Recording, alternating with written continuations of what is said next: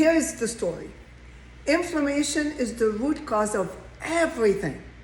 Now, inflammation is a good thing when it's acute, when it's needed. So inflammation has a role to turn on some, what we call cytokines. Those cytokines have a job. One of the job of the cytokines is to bring blood to the area, to clean it, to fix it. So it really does what we call chemotactic. So it brings blood flow. Now that means angiogenesis, which means more blood vessels formed that can be formed.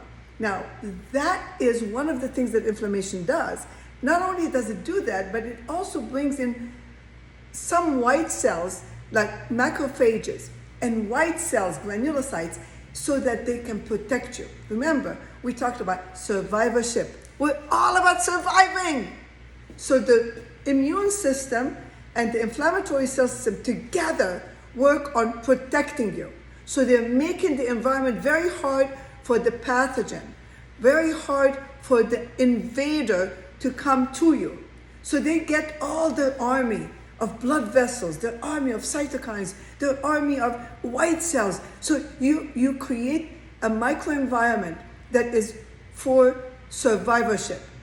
Once that stuff goes away, that virus goes away, that infection goes away, now all these things reabsorb away and the inflammation starts getting down. So inflammation is like a fire. Now you can have good controlled fire and you can have bad fire. And that is a controlled fire. If it's acute, during an acute phase, during an infection, during a virus disease, that is acute phase.